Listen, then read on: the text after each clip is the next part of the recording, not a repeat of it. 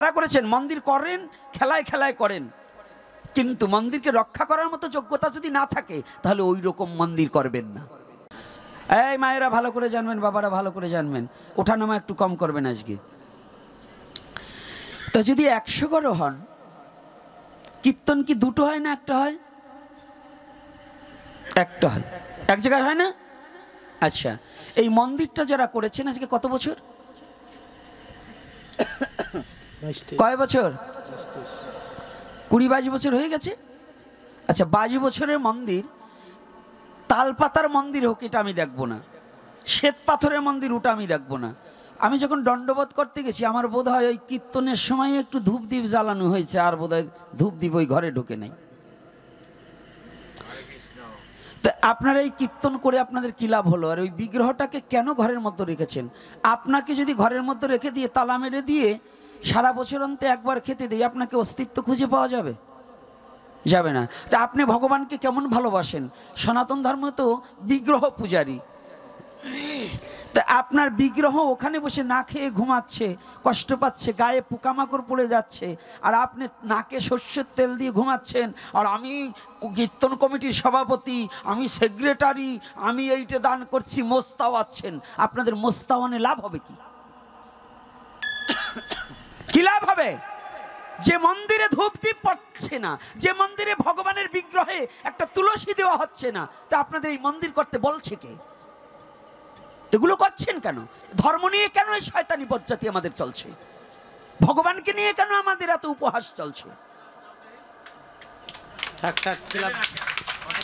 বলুন, কেন সনাতন ধর্ম নিয়ে আপনার আমার জন্য এত নোংরামি চলছে? আস্তে কথা বাবা, রাগ হবেন না, আমার কথা কি কষ্ট পাচ্ছেন? আপনারা এতগুলো বৃদ্ধ লোক সবাই তার কাজ করেন না। একটা বৃদ্ধ লোক তো প্রতিদিন সকালে স্নান করে মন্দিরটাকে একটু পরিষ্কার করে দুটো তুলসী দিতে পারেন, আপনার ফল লাগবে না, আপনার বড় কিছু ভোগ লাগাতে হবে না, আপনার অন্যের ভোগ দিতে হবে না, শুধু আপনি ভোগ লাগাবেন কি দিয়ে? একটা তুলসী পাতাই দেন, ভগবানকে আপনার ভোগও লাগাতে হবে না, তবু তুলসীটা ভগবানের চরণে দিতে হবে। একটু চন্দন মিশ্রিত, চন্দন যদি কিনতে অসমর্থ হন, শুকনো তুলসী কাঠ সেটা শিলায় ঘষে ওই তুলসী সেটা মিশ্রিত করে ভগবানের চরণে দিয়ে দেন। তবু চরণে হাত রেখে বলছি, ওইভাবে অনাচারীভাবে ভগবানের বিগ্রহটাকে অবিচারের অবস্থায় রাখবেন না। আর এই লোকনাথের বিগ্রহ এবং বাবা শনি ঠাকুরের বিগ্রহ কারা করেছে? কারা করেছেন? মন্দির করেন, খেলায় খেলায় করেন, কিন্তু মন্দিরকে রক্ষা করার মতো যোগ্যতা যদি না থাকে তাহলে ওই রকম মন্দির করবেন না। যদি বিগ্রহ সেবা পূজা না করতে পারেন, ওই বিগ্রহ আপনার তৈরি করার অধিকার নেই।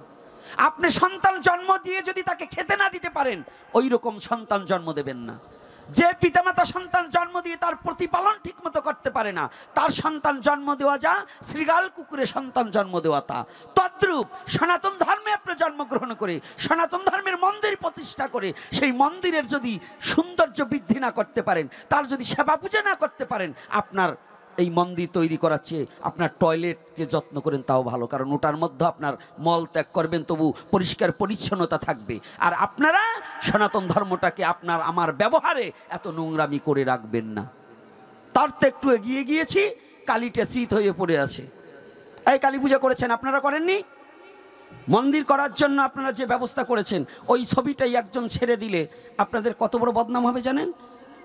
ভিন ধর্মীয়, অন্য ধর্মীয়, অহিন্দুরা যারা, তারা হিন্দু ধর্মের দোষ খোঁজে, তারা যদি একটা অহিন্দু ছেলে ওই বিগ্রহটা তুলে যদি ছেড়ে দেয় যে এই হচ্ছে হিন্দুদের ভগবানের অবস্থা, ওরা আমাদের ভগবান কোনটা এটা তো বুঝবে না, ওটা যে দেবী এটা বুঝবে না, ওরা ভগবান বলে চালিয়ে দেবে। তাহলে এইগুলো দেখলাম কালী আর মহাদেব শীত হয়ে পড়ে রয়েছে, তাই এই যে কয়টায় পুজো দিয়েছেন এই কয়টারে শীত করে ওই রৌদ্রে শোয়াই থাকার দরকার। কেন বিগ্রহের এই অযত্ন হবে? ইট এনেছেন, বালু এনেছেন, কাজ না হলে আরো 6 মাস পরে করেন, 2 বছর পরে করেন, একটা পলিথিন টানিয়ে তো অন্তত বিগ্রহটাকে একটু সাম্য করে রাখবেন। আর যদি তা না পারেন, বিসর্জন দিয়ে দিতে হবে। কি কষ্ট পাচ্ছেন আমার কথায়? আজকে ভাগবত পাঠ করবো না, কারণ আপনাদের একটু ধুলাই দিয়ে যাব। এর কারণ হচ্ছে কি ধর্ম প্রতিপালন করেন, সবাই তো ধার্মিক, কিন্তু সনাতন ধর্মকে আপনার আমার কারণে নোংরামি হতে দেওয়া যাবে না, আমার এই কথাটা সারা বিশ্বে ছড়িয়ে যাবে। এজন্য প্রত্যেকটা মন্দির যেখানে আছে, যদি পূজারী না থাকে বিগ্রহকে বিসর্জন দিয়ে দেবেন, আর পূজারী থাকলে প্রতিদিন সেবা পূজা করতে হবে। যাদের বাড়িগুলো পাশে তারা কি পারেন না একটু ফুল তুলসী দিতে? কি হয়েছে? দেবতার মন্দিরে একটা পুষ্প দেবেন, আর ভগবানের মন্দিরে ফুল তুলসী দিয়ে দিতে হবে। এটা দেওয়া একান্ত কর্তব্য কিনা? কষ্ট পাচ্ছেন আজকে আমার কথায়? কষ্ট পাইলেও আজকে ছাড়বো না। ওই মন্দিরটার এই অবস্থা থাকবে কেন? নিশ্চয়ই আপনাদের গ্রামে দ্বন্দ্ব আছে। একজন ভাববেন আমি যাব না, আমি ওই পথ পাই নেই, আমি যাব না। সেবায়তের প্রয়োজন কি? এই গ্রামে এত লোক থাকতে আপনার টাকা দিয়ে সেবায়ত রাখতে হবে কেন? আপনার কি অন্যের ভোগ দিতে হবে না? আপনি কি একটা তুলসী দেওয়ার মতো যোগ্যতা কেন নেই? ওই মন্দিরটাকে একটু ঝাড়া দেওয়ার মতো পরিবেশ কি কারো নেই? কেন থাকবে না? কেন হবে না? আমরা কি সনাতনী নয়?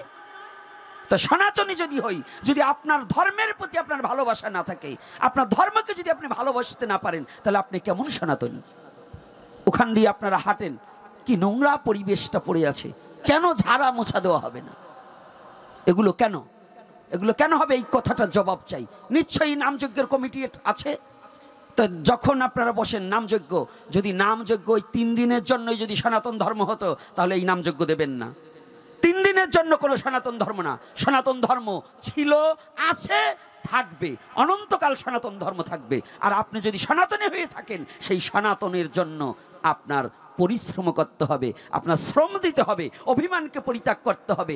আপনি পদ পাইলেন আর না পাইলেন এটা দেখতে হবে না, আপনার আগে কর্তব্য কর্ম করতে হবে। আমি সনাতনী। পদে কি আসে যায়? পদ নিয়ে চিরদিন থাকতে পারবো? পারবো না। এগুলোকে বর্জন করে দিন। আগে মন্দিরকে রক্ষা করার জন্য এগিয়ে আসি। মন্দিরকে রক্ষা করতে হবে। সনাতনী হয়ে মন্দিরকে রক্ষা করা একান্ত ধর্ম। কি কষ্ট পাচ্ছেন নাকি আমার কথায়? চুপ হয়ে গেলেন একেবারে? কি না মিথ্যা বলছি বলুন? এতে পাপ হচ্ছে না? পাপ হয় কিনা বলুন? রাধা গোবিন্দ তো কোনো বিগ্রহ তো কোনো বিসর্জন হয় না, না হয়? যতদিন পর্যন্ত অঙ্গহীনা না হয় তাকে ঘর থেকে ফেলা যাবে না। তাহলে ওই যে মন্দিরে যে রাধা গোবিন্দ করেছেন, আমি তো দেখলাম কত সুন্দর বিগ্রহ, আমি দণ্ডবোধ করলাম গিয়ে, কিন্তু আমি খুব কষ্ট পেয়েছি, এত যন্ত্রণা পেয়েছি, যা সত্য কথা। আজকে যে যন্ত্রণাটা পেয়েছি, আমার বাবা মারা গেলেও আমি এতটা যন্ত্রণা পাইনি। আজকে মন্দিরে গিয়ে যে যন্ত্রণাটা পেয়েছি, আমার বাবা মারা গেলেও আমি এই যন্ত্রণা পাইনি। কারণ আমি জানি সনাতন ধর্মে বাবা তো মারা যায়নি, আত্মা তো আর মরে না, কিন্তু আমাদের বিবেক মারা গিয়েছে। যে বিবেকের দ্বারা সনাতন ধর্মে জন্মগ্রহণ করেছি, বড় বড় কথা বলছি, কিন্তু এটাকে আমরা এগিয়ে আসছি না। এই গ্রামে এমন লোক আছে, পয়সাওয়ালা লোক, আমি আজকে ঘুরেছি তো, ভালো ভগবান আপনাদের অসুখে রাখেনি, ভালো রেখেছে। আপনারা একজন 5 খান টিন 2 খান টিন দিয়ে ওই যে মন্দিরটা ভেঙে গেছে, ওটাকে যদি না করতে পারেন, তাহলে কি থাকবে বলুন? কি নিয়ে যাবেন? ভেবেছেন? কোটিপতি হয়েছেন আপনি? একটু ভেবেছেন একদিনও? আপনি ভেবেছেন যে আপনার পুত্রের জন্য কোটি টাকা ব্যাংকে রেখে যাচ্ছেন? আপনি ভেবেছেন ছেলেকে বড় ঘর দিয়ে যাচ্ছেন, বড় বিল্ডিং করে দিয়েছেন? মাথার ঘাম পায়ে ফেলিয়ে মিথ্যা কথা বলে কত টাকা ইনকাম করে, ছল চাতুরি করে টাকা ইনকাম করে যে ছেলেকে দাঁড় করাবার জন্য আপনি লেখাপড়া শিখিয়েছেন, আপনি জানেন? যে 5 তলা বাড়ি করেছেন, আপনি অসুস্থ হওয়ার সাথে সাথে আপনাকে অ্যাম্বুলেন্সে করে যখন হসপিটালে ভর্তি করবে, ভগবান না করুক, ওই হসপিটালে বসে যদি আপনার মৃত্যু হয়, ওই দেহটা যে ঘর থেকে বের করেছে আর কোনোদিন ওই ঘরে ঢুকাবে না, কোনোদিন ওই ঘরে আর ঢুকাবে না। একবার বের করেছে তো বের করেছে, আর কোনোদিন ওই ঘরে ঢুকাবে না। তাহলে কার জন্য, কার জন্য এই টাকা জমিয়ে রেখে যাচ্ছেন?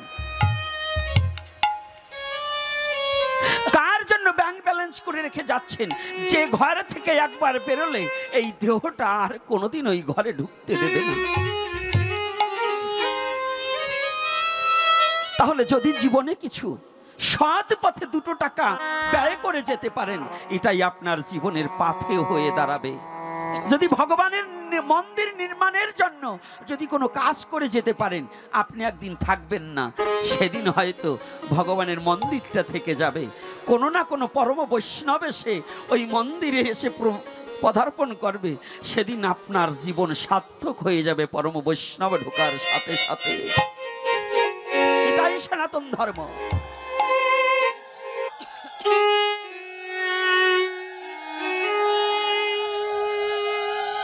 তাহলে এটা তো একটু বুঝে নিতে হবে। আজকে কেন আমার কি প্রয়োজন আছে ভাগবতীয় কথার মধ্যে কথা বলার? অর্থাৎ ভাগবত যত বলা হোক, যত শ্রবণ করেন, চরিত্রের পরিবর্তন না ঘটলে এই ভাগবতে কোনো লাভ হবে না।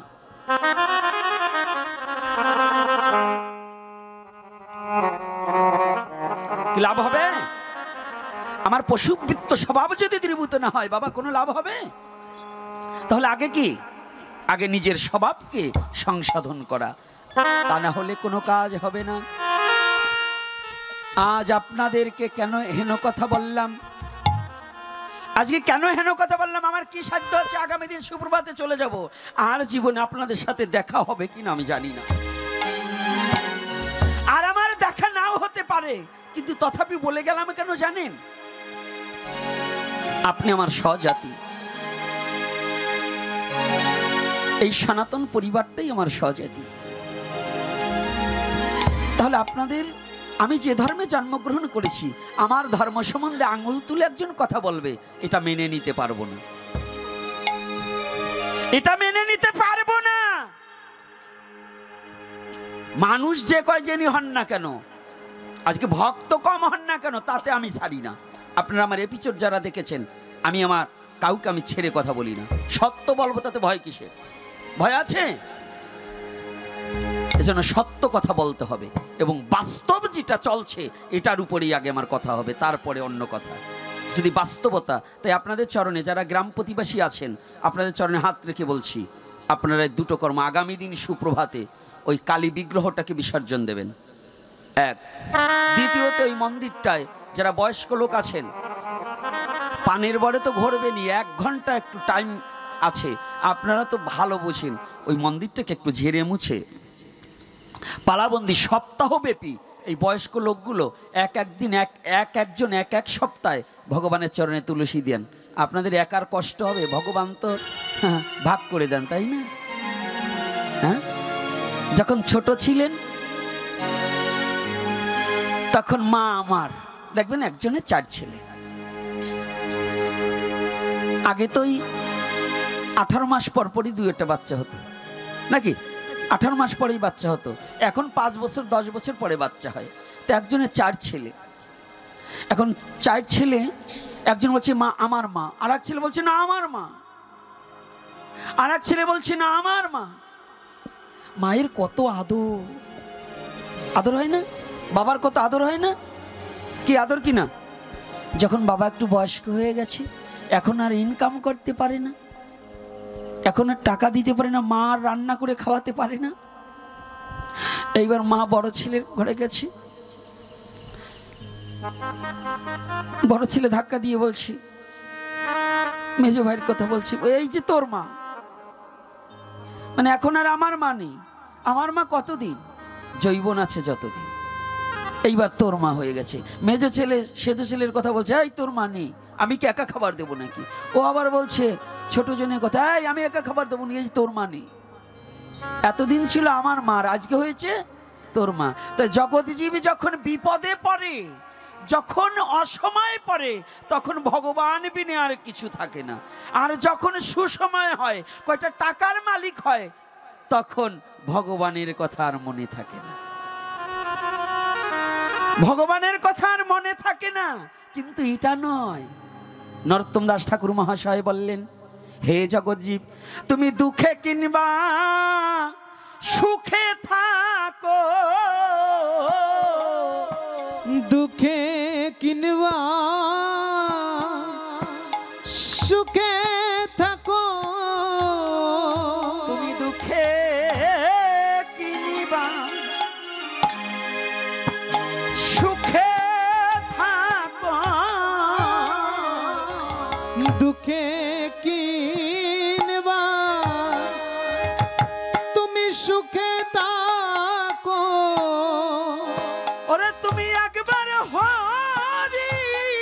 বল হরি বল বলে ডাকো তুমি গৃহে কিনবা বনে থাকো একবার হরি একবার হরি হরি বলে ডাকো গৃহে কিনবা বনে থাকো গৃহে কিনবা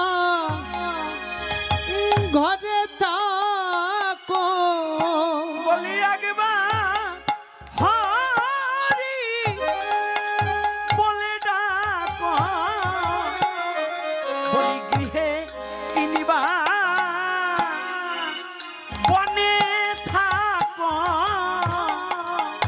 একবার হরি হরি বলে ডাকো গৃহে কিনবা বনে থাকো গৃহে কিনবা তুমি বনে থাকো বলি হরি নামকে তোমরা কেউ ভুলো না রে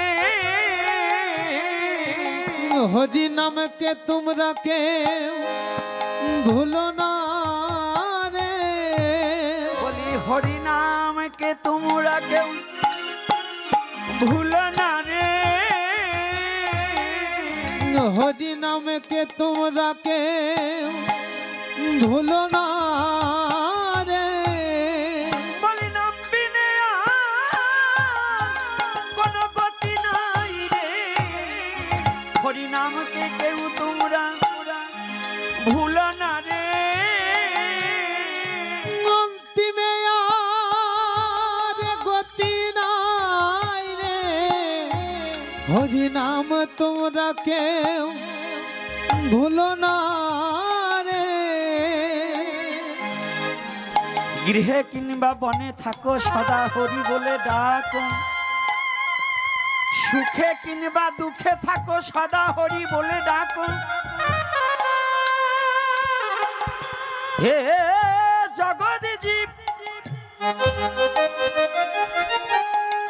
গোবিন্দকে কেউ ভুলে যেও না কেননা যেদিন তোমার বলতে কেউ থাকবে না সেদিন তোমার গোবিন্দ বিনে কেউ তো রবে না কেউ আছে তাহলে আমরা কেমন করে ভগবানকে ভুলে যাব ভুলে যাওয়া যাবে ভগবানকে ভুলে যাওয়া যাবে না বাবা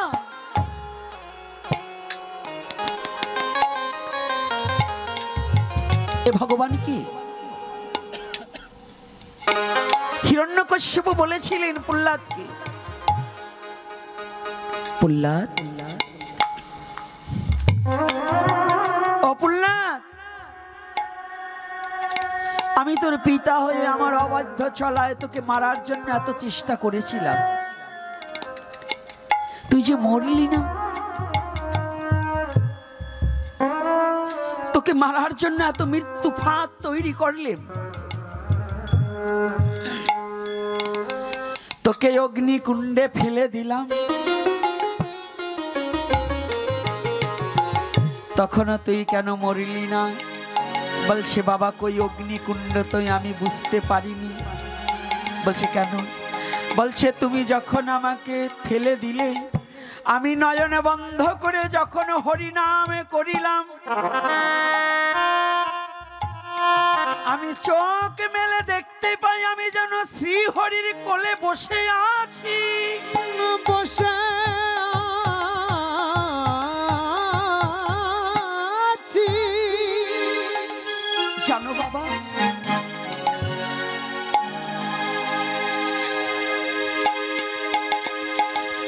তুমি যেদিন আমাকে পাষাণে বেঁধে ফেলে দিলে না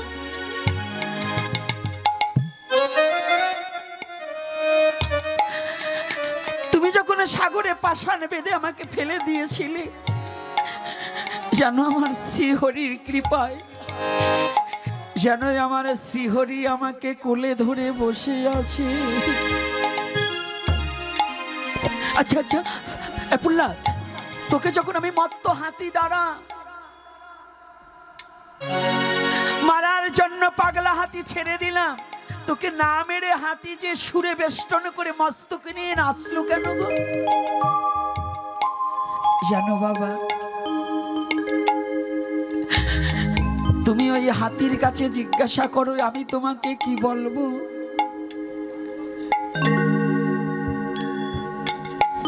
ওই হাতির কাছে জিজ্ঞাসা করো আমি তোমাকে কি বলবো।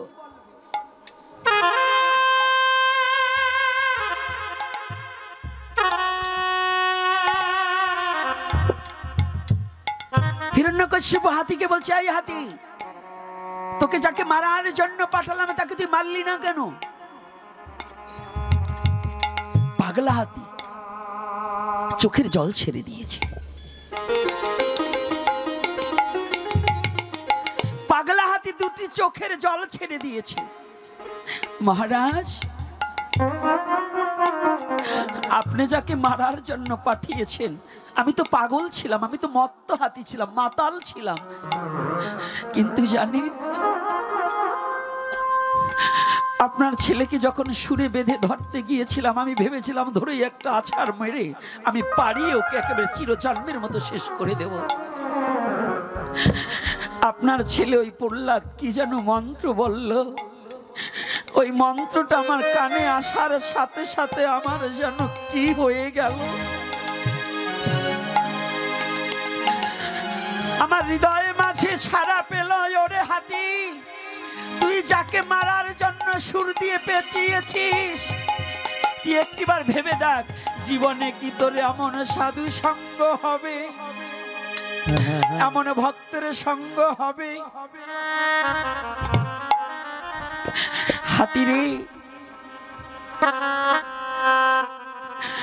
আজ তোর পরম সৌভাগ্য, জীবনে তো কোনদিন তোর ভক্ত সঙ্গ হয় না।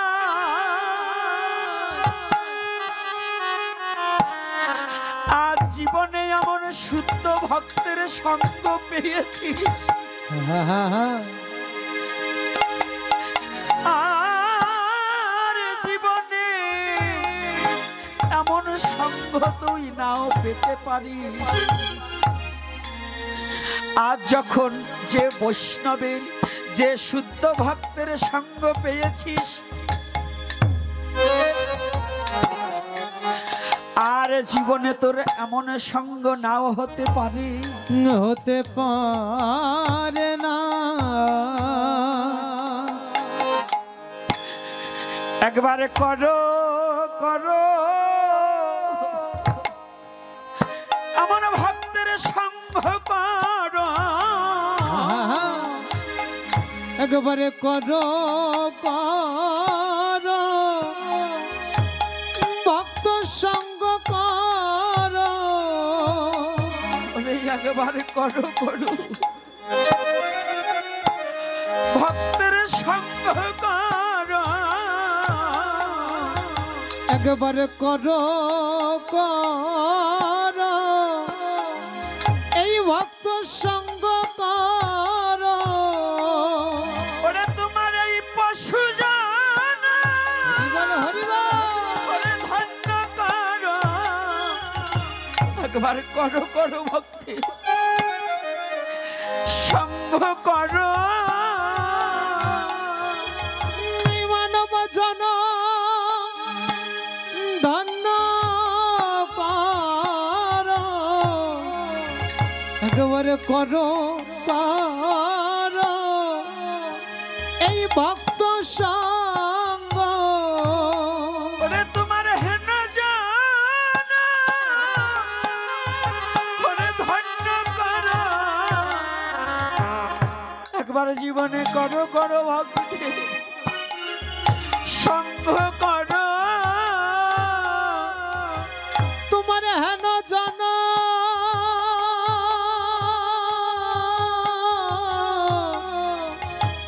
ধন্য করো, একবারে করো করো ভক্ত সঙ্গ করো। কে জানোই আমার ভিতরে থেকে ডেকে বলল, ও হাতি তুই তো পশুকুলে জন্ম, আর তুই এমন শুদ্ধ ভক্তের সঙ্গ পাবি না, আর তোর জীবনে এমন সঙ্গ নাও হতে পারে। জানুন মহারাজ,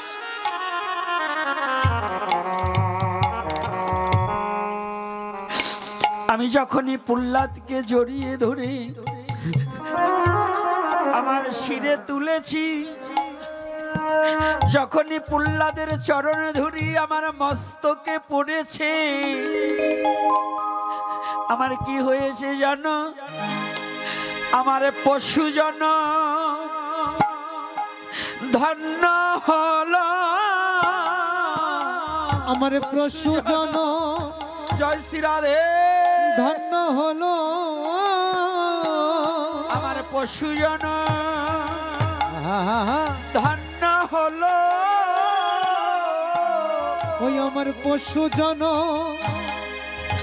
আমার ধন্য হলো।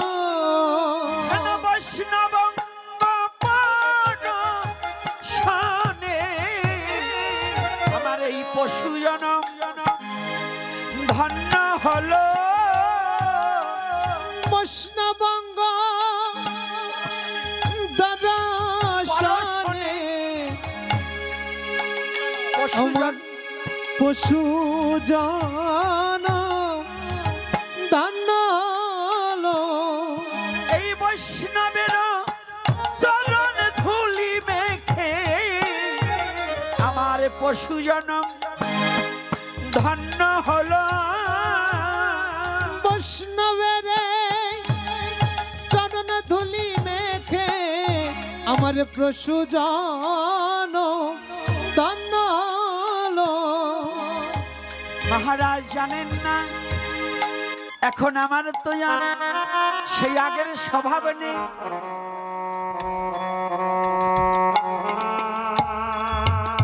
এই প্রহ্লাদ, এই তুই এমন কি? তোকে মারার জন্য বলতো তোর মরণ কিসে হবে? তোকে মারার জন্য মত্ত হাতি পাঠালাম, এত বিধান করলাম, তবু তুই মরলি না, তোর মরণে কিসে হবে গো? বাবা, রাখে হরি মারে কি? এই জগতে হরি যাকে রক্ষা করি, তুমি জানো না আমার ভগবান যাকে রক্ষা করে তাকে মারবার মতো যোগ্যতা পৃথিবীতে কারো নেই। আমার হরি যাকে রক্ষা করে তাকে ধ্বংস কেউ করতে পারে না।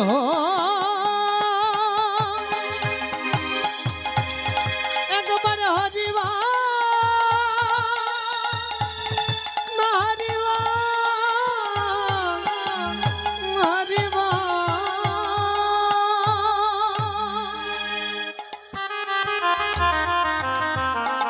সত্যি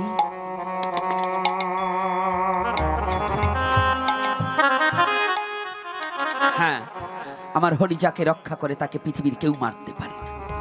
এই তোর হরি থাকে কোথায়?